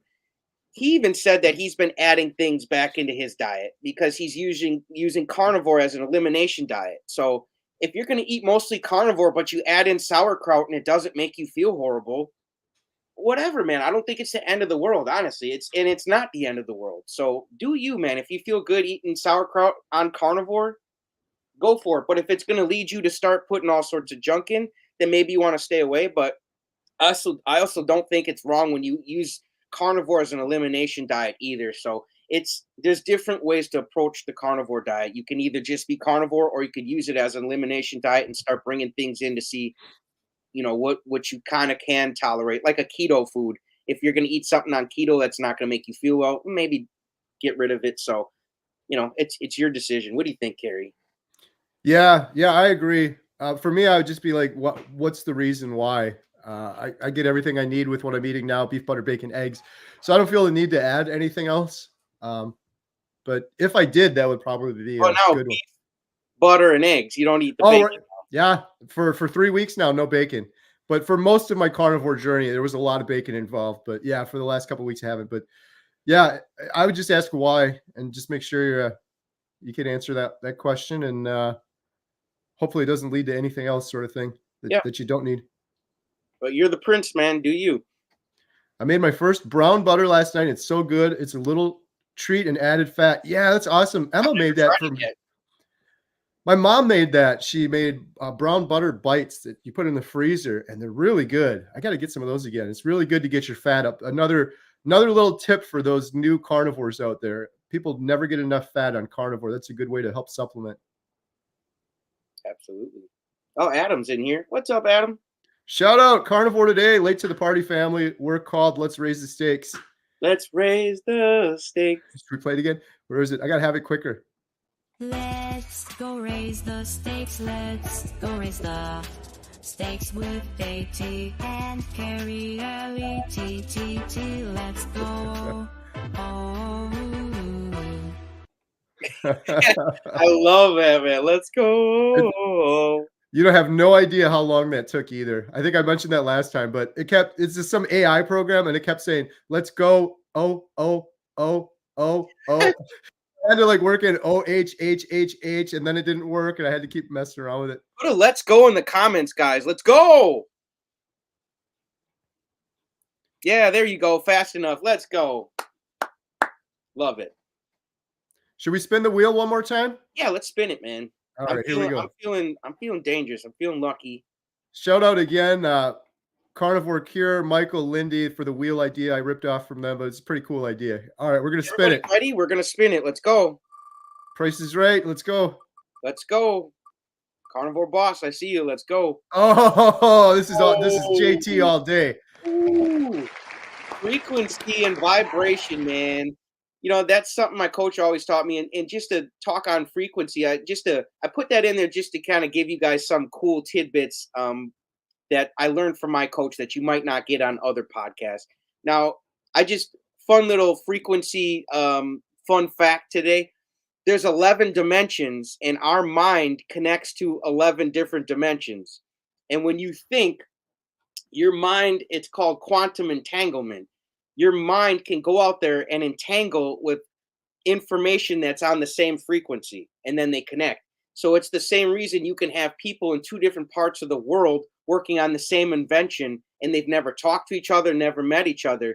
Because with the law of polarity, you can't have an up without a down, a question without an answer. So the information already exists somewhere in the universe. Your mind has to entangle with that, with your imagination. So yeah, it's just a fun fact. There's 11 dimensions, and our mind goes into each 11 dimensions to gather information, and then it's cool. We build that idea in our mind, and then it collapses into a 2D, two-dimensional, like a drawing. We collapse that imagination image, like this chair I'm sitting on. Someone thought of it, then collapsed it into a design, and then they formed it into a 3D product that we can use in our dimension. But it came originally from a different dimension. So just a fun frequency fact. Your mind can quantum entangle with other frequencies in that same frequency rate. You talked about the law of polarity. Yep. Do you believe like life is a sort of zero-sum game? You're going to have some bad days, but it's going to equal out to good days. And in the very end, it's all going to balance out? Even when you follow the natural laws, there's still going to be tragedies that happen. Unfortunately, that's life. But you can have 9 out of 10 of your days be phenomenal if you're in a great vibration, because you attract what you're in vibration with. Like that, the law of attraction is a secondary law to primary law, which is the law of vibration. And whatever you're in vibration and frequency with, that's what you attract. Like, just think of a cell phone here. I have Kerry's number. Kerry's number is a frequency. Me and him are friends, and he gave me his frequency so we can stay connected. And it doesn't matter if he's in Switzerland or Montello. Their space and time are an illusion. We're all atoms on a same sheet of like let's say piece of paper, I guess you could say. We're all literally connected to the same thing. But when you get on each other's frequency, then you can connect really easy. So that's why you can literally FaceTime someone in Switzerland, and you guys are right, because there really is no space and time. So I do think in the end, yeah, it'll probably be better, not even out. It's going to be better in your favor than you ever could imagined. And you want to get in frequency with all sorts of knowledge, because when you die, you can't take any physical possessions with you, but you can take your awareness with you to the next experience. Nice. Mm-hmm. So tomorrow when we're knocking on doors, we got to get in that good frequency. What if we do it again in the first place? That's what they picked up, Kerry. That's right. If me and you had intentions to rob them and kill them, they would pick up on that. That we would be giving off those vibrations. That's why there's no way. And then when you're trying to sell someone a steak, they might not answer the door because they can feel those vibrations from the other side of the door that you're trying to sell them something, and they're not interested to buy at the moment. And that's the cool thing. When we're knocking on doors, we're excited. We're together. We're having fun. We're healing humanity. And they pick up on all those positive vibrations, and they don't get that every day. And they're like, man, I don't know what it is, but I'm going to let them into my house. They're going to cook me dinner.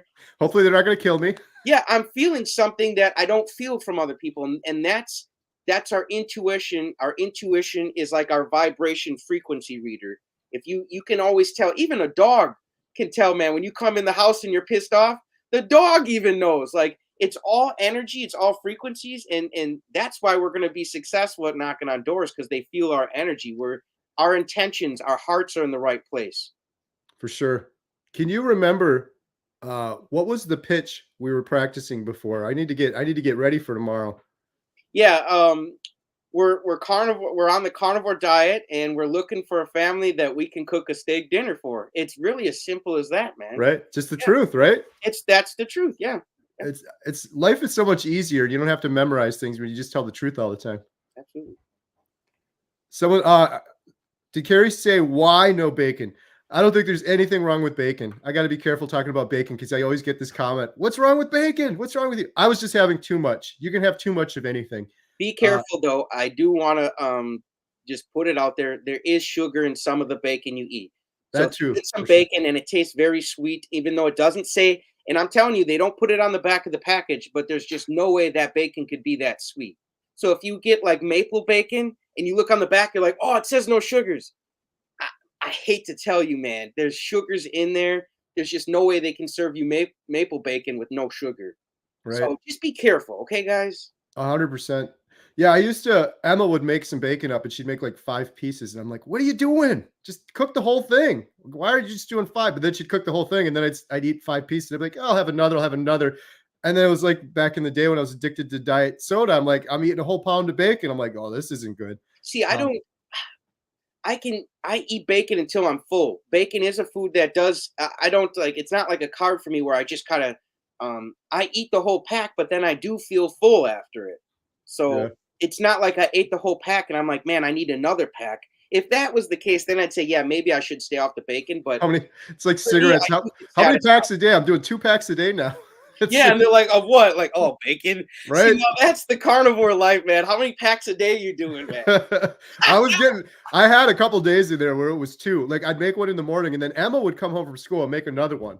But she'd only eat 4 pieces and I'd sit there and you're smelling the bacon. So yeah. And the other thing with bacon is, again, Dr. Barry's done videos on this, like go for it. Like, but JT said, there's sugar in some of it. You got to be careful, nitrates, whatever, other stuff. Some people have issues with bacon too, because they just do better with ruminant animals. I feel so much better when I'm just eating beef.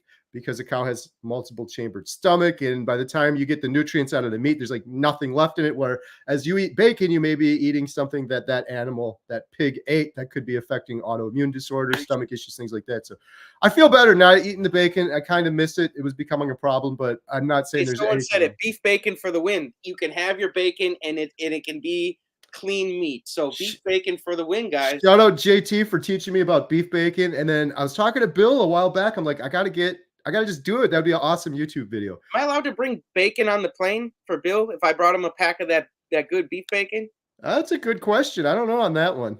I have a feeling no. Like they're gonna stop me and be like, yo, why you got this bacon, man? If it's cooked, they might be like, give me a piece. Question, I need more ideas of what to eat tasty and less expensive than ribeye and New York strips in the red meat category. Can you help? Yeah, I would just look for different cuts of steak. Like I like skirt steak. Skirt steak's good. Just look for different cuts of beef. And also if you're in the red meat category and you want some, you might have to get kind of curious, man, because there's not a lot of people buying cow tongue. There's not a lot of people buying beef heart. There's not a lot of people eating the tripe. Do you guys know what the tripe is? That's the lining of the stomach. Then there's you ever had the what is it called? Something bread, sweet breads. It's not sweet and it's not a bread. It's like it comes from the pancreas of the cow, but they call it sweet breads. I don't know. Don't ask me why. But those are things that you can try because I'm working on a video right now. It'll probably come out next Friday about foods that you can eat on the carnivore diet. And if you're looking to save money, I know it's not red meat, but chicken is usually always on sale. And if you get the stuff with the skin on it, thighs and legs, and then put it in some beef tallow, man, that is the heart attack chicken that me and Rick make. It's delicious. And when you cook your food in tallow, it actually helps you burn visceral belly fat. So it's like, man, eat some heart attack chicken, save some money, and burn some visceral fat. How could you go wrong on this diet, man? Love it. Ground beef is another one. Yeah. Yep. I've recently fallen in love with again. I used to have it a lot on and off. I have it every day now. I'll have ground beef with scrambled eggs. It's like I used to have the Power Bowl, beef, butter, bacon, eggs. Don't have the bacon anymore, so it's just ground beef, scrambled eggs. The trick with ground beef that I found is the texture. Some people don't like the texture. I used to get sick of the texture. Make it thin and crisp it like Culver's. Make exactly. It thin and it gets crispy, man. That's my go-to. I get it crispy, and then at the end, add some Kerrygold butter in on it. Nice crispy edges. Oh, it's delicious. So I pretty much have that every single day. You can't get any less expensive than just ground got a beef. question for everybody. Me and my wife just made what we call Juicy Lucy burgers. Have you guys ever had a Juicy Lucy? I'm just curious. And do you guys know what a Juicy Lucy burger is? Because it actually is something that Minnesota started. And you just take cheese curds. You take a patty, slap the cheese curds in the middle, slap another patty on it, seal the edges, and then you cook that thing. And man, when you bite in that thing, all this cheese curd, just melted cheese curd comes right out, and it's called a Juicy Lucy. And you can use that, like look for some cheese curds and some sale ground beef and make yourself a Juicy Lucy this weekend. Dennis, $10. Thank you, Dennis. Generous. We'll knock on him with Jeff. I don't know if Canada will let me into the country. I've got to find that out. But if they do, man, I would love to. Come knock on doors in Canada. People are so friendly here. And I met here, and you met the 82-year-old lady. She's an icon. She needs to get her channel up and running. Yeah, he's talking about Maggie. She's amazing. She's on Instagram pretty actively. It's tough doing YouTube. She's a ranter, man, not a YouTuber. So just give her some lenience, man. She's doing the best she can. But I think I mentioned that to Jeff, and he's like, yeah, we're doing it. Let's go knocking on doors in Canada. Just like you said, Dennis, people are so friendly here, 100%. I know I've said this before, but Jeff is the prime example of that. I still, every time I need a smile, JT, I think about that time we went to the McDonald's drive-thru with Jeff, and we pull up to the drive-thru, and he says, sorry, we're carnivores here. He apologized to the drive-thru person. Hey, we're gonna really make a dent in your patties, right? Your beef patties here for the day. Sorry about this, but we're carnivores, right? 32 patties, one order. Yeah, Canadians are amazing. I'm so blessed. We've been there twice now. I can't wait to get back. But yeah, oh God, that'd be so fun going with Jeff. Jeff, JT, Some people are like, oh, you guys got so much energy. It's carnivore, whatever. Jeff has incredible energy. It's just, he's talking to everyone. It's so cool. Like, we're going to eat somewhere. He's like, okay, come on over here. Let's tell you about my carnivore thing. Like, he's talking to everyone. It's the coolest thing. I feed off of Jeff's energy, man, and people like that. I feed off of your energy. Like, that's that. And I hope people are feeding off of my energy. We can feed off of each other's energy. There's nothing wrong with that. And I think it's a beautiful thing. Alaskan Carnivore. Costco sells sugar-free bacon and tastes as good as any other, in my opinion. So check Let's out Costco. go. Thanks for the tip, you guys. Go to Costco. Bill said you better bring a suitcase of bacon, not just a pack. Let's go, man. I love Bill, man. Bill, I'm gonna hook you up. There's a local beef farm. They just make incredible beef bacon. So I'm gonna. Hey, make meatloaf. Hey, I gotta get her on my channel. I was gonna see if anyone noticed. This is my sister. That's his sister, yo. And life and DIY. Holly, because when I wanted some dirt on Kerry, when I interviewed Kerry, I said I don't want to just talk carnivore. I want to really get in Kerry's ass. And so his sister really gave me some not bad dirt, because obviously Kerry isn't some thuggeroni, but she gave me some funny stuff that they did as a kids. And you guys should watch that interview I did with Kerry because she gave me some good dirt. It was fun. Yeah, shout out my sister Holly, Life and DIY. That's how you finally admitted you used to sell steaks door to door. Otherwise, I never heard you talking about it until I opened that door. Brought back some memories. Holly's a fellow carnivore. She's been having issues sleeping on carnivore. I've heard a couple other people say that. In fact, she needs to work out more. You're not working out enough. You're not exercising enough. You've got too much extra energy, and you've got to burn that off.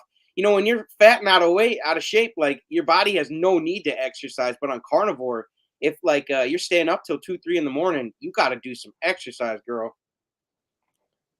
You are working out, double the workouts. Let's go.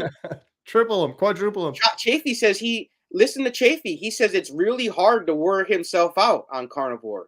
Like, I think it's a great problem to have, where you're just like, man, I am working out. I'm trying, go harder. Maybe it's your body asking you to add some more on. Primal Mike, do you track anything? I only track the massive food. I don't ever want to go below 1 kg. I'm having about 2.5 pounds on my OMAD nowadays and lots of fat to already fatty cuts of meat. I track how many packs a day I'm having, man. That's about it, man. Bacon packs. I don't track nothing, and I'm losing weight and feeling great. What about you, Kerry? Yeah, same. That's why I love carnivore. Even when I did keto, I had to track and count carbs and run calculations. This is so much easier. I don't track anything. Just listen to my body. If I'm a little hungry, I'll eat a little bit more. But yeah, I feel like tracking your food and stuff there's nothing wrong with you're doing just to make sure you're getting enough meat. That's fine. But tracking in general just reminds me of like Weight Watchers and stuff. How about an Alaskan meetup when you guys are in the state? It's a great idea. Let's go, man. And I'm telling you, I've never been to Alaska. I'm looking forward to just seeing the state and getting to meet Bill and make these memories and just make these connections. So that sounds really fun, actually. Primal Mike, shout out. I recently put on some good amount of muscle like crazy. Still have about 100 pounds of mass to go to reach Dr. Baker. Just kidding. That is awesome, Mike. Mike gave us a testimonial for the 24-hour live stream, and he said, I am getting stronger and stronger every day. And it was a really a touching and emotional testimony. Mike's awesome. Good job, buddy. And Mike, did you do it? Did it come up yet? Mike is the one that's going to be doing the polar plunge, or did the polar plunge. I don't think it happened yet. Is it coming up, Mike? I was so close to going up there and doing that. It's so hard to get away on a Saturday. I'm trying to add muscle mass too. So do your best, man. 32 patties. How much was that? Adam, are you in the chat? Do you remember? I can't remember. It was pretty inexpensive. I think they were cheaper there. I want to say they were like $1.25 each or something. Maybe $1.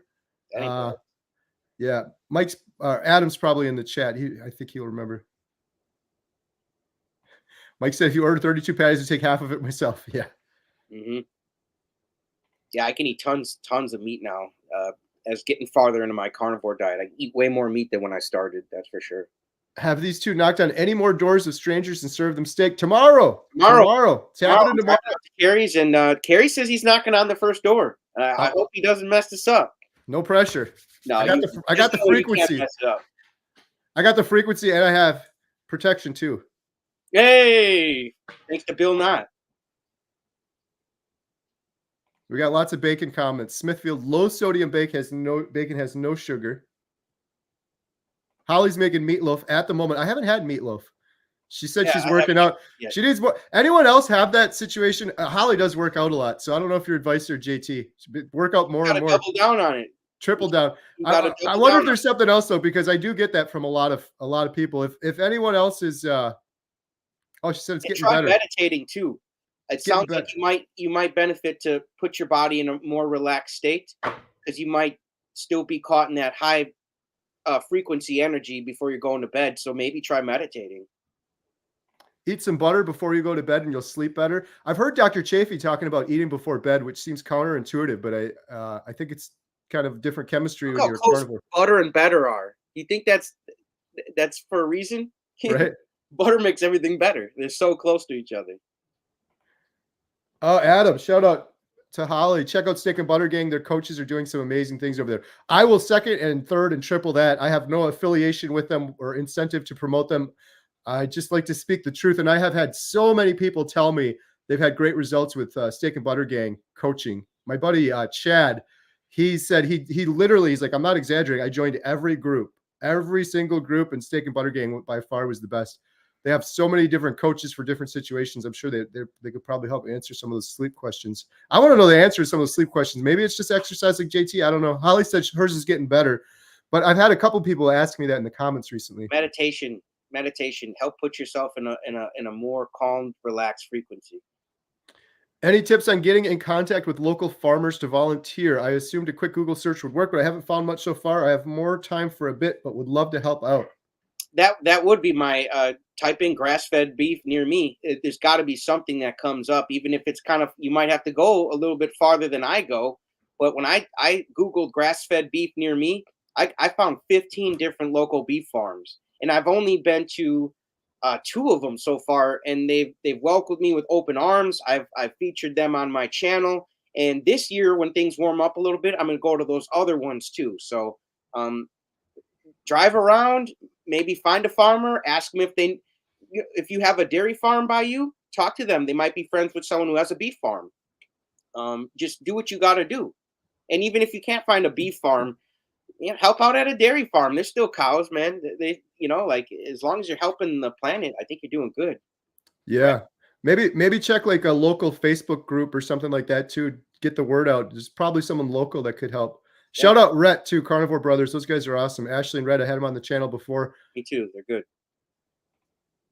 Bill, I hope you get your rebounder soon. Bill has this rebounder. It's like a trampoline thing coming in. Oh, nice. Man, last time I was on a trampoline was at Kerry's house. Oh, that's right. Yeah. Yeah. I'm like a big kid, man. If I see a trampoline, I'm on it. If I see a zip line, I'm going down it. Did you do the zip line? I can't remember. Yeah, man. Remember, I had to hold my ass up so I didn't hit the ground. Right. Yeah. And I went all the way up and then came back. That was fun. A knock on the door of a new carnivore could also be interesting. That would be awesome. Or if they're doing keto. Knock on a vegan's door. Right.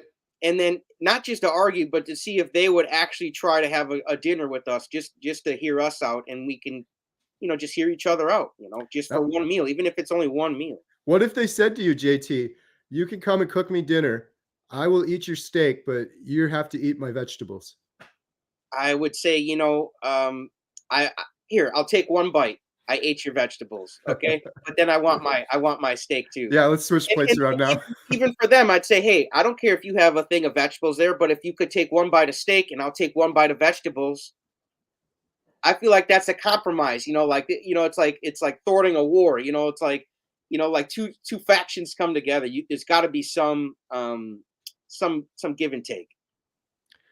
Alaskan Carnivore energy is off the charts on Carnivore. I can never imagine going backwards. I can build muscle and strength with minimal effort and feel amazing. That's awesome. That's TNT, man. That's dynamite. Dynamite. Mike says, my meal is usually 6 p.m. and I go to sleep about 9. Nice. Yeah. See, and Mike, do you have any tips on if someone's feeling a little energetic before bed, how they could relax a little bit more and get to sleep? If you got any tips, put it in the comments. Yeah, we can do condos too. We go anywhere. We got lots of ideas. We just haven't got to them yet, you guys. We can only really take this thing like one weekend at a time. And it's really good content, though. Like the stuff me and Kerry got planned for this year. It's amazing stuff. Yeah. And if you have other ideas, by all means, we get some of the best ideas from the community. So put them in the side. We've been talking about doing some crazy stuff, but yeah, tomorrow's We'll find out when we drop the next video. Maybe something we got in plan. If they can make it happen, we'll see. Right. Yeah. It's up to you guys. It's going to be a surprise. You guys can make us do something we maybe don't want to do. We'll see when we get there. Shout out Hanging with the Browns, G and Frederick. Those guys are awesome. How you guys doing? Oh, knock on their door. G, yeah. Let's go. G just jumped in here, or it's Frederick, or both of you. Tomorrow, JT and I are knocking on doors of strangers in my hometown here, and seeing if they'll let us come inside and cook them some steaks. Are we doing Montello or Portage? Because I said Montello, you said Portage. I'm thinking Portage, just because if we get someone, the grocery stores are all in Portage. We have to go out there anyway, and there's more to choose from. I'm live in such a small town here, so I still think we can get lucky in Montello, though. Yeah, we can try both. Either way, we got to head out to the grocery store. I just think, man, if me and you are on their porch, man, there's just no way that we're gonna get turned down. Man, if we had enough time to stop over by my Amish buddy's house too, that'd be fun. I'll leave earlier. I'll make it happen. I honestly, even my wife's off on Monday, so I have like the entire freaking weekend, man. So let's get it, man. Let's go. Awesome. What do we got here? Since I got here late, did you do a carnivore quiz yet today? I think that's quiz. I don't know, but we did spin the wheel twice. I suppose you can spin it again if you want. One more spin? Let's go. We'll go one more spin. What do you guys think? One more spin, you guys? We had Frequency was the winner last time. Enjoyed that little tidbit from Frequency. Hopefully you guys enjoyed it. Here we go. Big money, big money. Come on, Wheel of Fortune. Ooh, Wisdom. Kerry, you got this one. You're full of it, man. Wisdom. Just got to riff on wisdom. All right. Well, I've said this before, but there's new people on here. One of the things that the girls, again, I got to shout out Todd Bachman's Carnivore Cure for the Wheel idea. Totally ripped that off from them. On the wisdom thing, I always tell my girls, the most important thing in the world, your decisions. Your life is a result of, I got to make a shirt on that, JT. Your life is a result of the decisions you make. I really believe that. And the way you can make better decisions is by wisdom. I shared that book with you. It talks about if I could increase my wisdom by 1%, that would be worth more than all of the gold and silver in the world. I really believe that. Wisdom. Solomon. Yeah. Wisdom is so important. Yeah. So wisdom. And then there's another part to it that JT taught me on our last call. Intuition. You got to listen to your intuition. Intuition will drive your decisions and wisdom will. Those are like the two big things. Of course, knowledge as well. But yeah, like having wisdom is so valuable. And it's something that I think so many people, they don't even think about on a regular basis. And we can get wisdom from each other. We can get wisdom from books. We can get wisdom from JT's coach. A lot of wisdom we can get from our elders, people that have already been through life and experienced things. I think that's where I've gotten some of the best wisdom in my life. So yeah, I don't know. You got anything else to add to wisdom, JT? You got a lot. I said this on our last thing. The crazy thing with JT is you're wise beyond your years. You know, wisdom, it's just awareness. That's what it is. And when you have fear or, you know, you're unsure about something, or you're nervous or you're scared, it's just because you don't have enough information on it. And you just got to raise your awareness. And when you raise your awareness, that's something that nobody can take from you. Nobody anywhere. Even if they put you in a torture camp and tortured you, they couldn't make you think one thing you didn't want to think. And I think that is so important. So just make it a goal to, you know, always be learning, always be growing. My coach, when he was 87, a year before he died, someone was like, "Oh, you know so much," and he's like, "I don't know nothing, man." He's like, "I'm in kindergarten," because knowledge is infinite. Nobody. Everybody in this world is ignorant. Every single person, and ignorance just means you don't know something. There's not one person in the world who knows everything in every book. Therefore, we're all ignorant, and it's our goal to try to eliminate as much ignorance as we can and raise our awareness, because that's really all you can take with you into the next journey. So, man, read some books, share some, listen to people's stories, and you can learn something from everybody, even if it's something you would never do. They tell you something, you're like, oh, I'd never do that. Good, learn from them. Like there's something to learn from everybody, and that's the beautiful part about life, man. There's always something to do, something to learn, some stone to uncover. You just got to be looking for it. But if you think everything's been done and there's nothing to learn, yeah, life is going to seem real boring. But when you look at it in a different way and get excited about lifting up rocks, like remember as a kid, you lift up a rock and you wanted to see what's under there. There's beetles and worms and stuff, and you were like, whoa, that we have to find that again because it's still out there. That energy, that excitement, that magic, it's always been there. And as a kid, you're just more in tune with it. And we get beat down when the Canadian carnivore was saying, these people around you beat you down and they want you to stop thinking. Never do that, man. Keep that imagination, keep that magic, and keep learning. And I'll just add one thing to that. The beautiful thing is in this day and age, we have unlimited, unprecedented access to information that we didn't before. So to JT's point, just look for it. Yeah, use this for good. Even on YouTube, there's so much bad stuff with YouTube, but there's an incredible amount of wisdom you can I've gain. learned just so much, even what to do with my firewood ash, man. I learned on YouTube, man. So there you go. All right, we got one more question here, and then we'll wrap her up. Carnivore Boss, what's your favorite carnivore book? I don't have any carnivore books yet, but I do want to read Get Off My Operating Table. That and I don't know if that's specifically a carnivore book or not, but that's something I hear a lot of carnivores talk about that they read that I would like to put on my list. So hopefully that helps you out. But otherwise, I know Dr. Sean Baker literally has a book on the carnivore diet. So shout out. Yeah. I've read Sean Baker's book and it was really good, especially even just the beginning, the bio about his history and his life before carnivore. That guy has an incredible, he could write an autobiography that would have been interesting. I'm so glad you asked this question. You win the ribeye today. This one, shout out. I guess carnivore book. This, in my opinion, is a proper human diet book. Change your diet, change your mind. This wasn't a planted question. Someone genuinely asked, and this is genuinely my answer.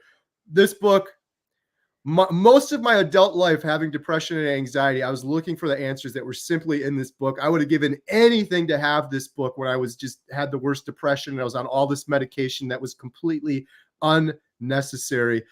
Dr. Ede, this book comes out on the 30th. We're doing the live stream with her. She gave me an advanced copy. I couldn't stop reading it. And I teared up reading it, just thinking there are so many people in the world right now that are hopelessly depressed and they have anxiety, schizophrenia. Like the rates of these mental health issues, they're skyrocketing. Autism, ADHD, they're all just going up and it's slowly become the new normal. But I really, truly believe the answer to almost all of those problems, they're right in this book. They're literally in this book. She did such a good job with this book. It's so well done. When you talk about the proper human diet, you get arguments against it. You get things that you second guess, and you got to do more research. She's compiled all of that in here. You have it all in one resource. It's even got recipes and plans in the end of it. So again, I sound like I'm a salesman for this book. I could put my Amazon affiliate up there and get some. I'm not doing that. I'm not getting a penny. I have no affiliation whatsoever. I'm simply passionate about this book because I really believe it would have changed my life forever had I found it when I had the deep, hopeless depression. I know it's going to change millions of lives out there. So I'm all about elevating her voice and getting the message out there. And I love it too, JT, because it's a similar mission and goal as what we're doing with the Healing Humanity documentary. We're trying to help the hopeless. That's what this book is going to do. They're just different mediums and different ways of reaching people. So shout out to Dr. Georgia E. This book is coming out on the 30th, but you can go on Amazon and pre-order it now if you want to. Yep, level of awareness is locked in that book. If you want to raise your awareness to the next level, it's locked in that book. 100%. Yeah. I'm going to buy a whole bunch of the books and just, here you go. Pass them out to anyone that's even has an inkling of anxiety or mental health issues, because that's the solution in there. It's a life-changing, world-changing solution in that book. I'm not just saying that for flattery. I truly believe that. So great question, Carnivore Bus. You win the ribeye today. Let us know where we can get you get you a ribeye. We're gonna have to go knock on the carnivore boss's door next. And speaking of ribeyes, man, I just want to give a quick plug. If you guys go to my channel, by the time this podcast is over, you guys can go to my channel. The video will be out by the time this is over. I made bacon wrapped steak fingers, which were, bacon wrapped ribeye, because of Bill. Bill put me onto that, and I made it for my son. My son loved it. My wife loved it. And you guys could check out that video. And hopefully you guys this weekend try to make some bacon wrapped steak fingers inspired by Bill Knott. Let's go, Bill. Thank you for that recipe. My son loves it, buddy. Shout out. Awesome. Shout out Bill Knott. Shout out JT. Link to JT's channels in the description below. Thank you all for joining us. This is fun, JT. Number 2 done. I can't wait for tomorrow, buddy. This is going to be crazy. So stay tuned. JT's channel, my channel. We got another knocking. If you don't hear from us, by the way, early next week, send a search party out. We're at someone's house in Portage. Someone's house, and they're like force feeding us vegetables. You guys, help! We're in the basement of someone's house. Well, if that happens, I'm sure if we have reception on our phone, we'll definitely do a live stream. Let you know. Honestly, I don't think a vegan is gonna overpower a carnivore, but you never know, man. It might be a really big vegan. Who knows? But nice. Yeah, it's going to be a lot of fun. So thank you, JT. Appreciate it. Look forward to seeing you tomorrow. Thank you, everyone, for joining us. Have a great day. Thanks, guys. Love you. Goodbye.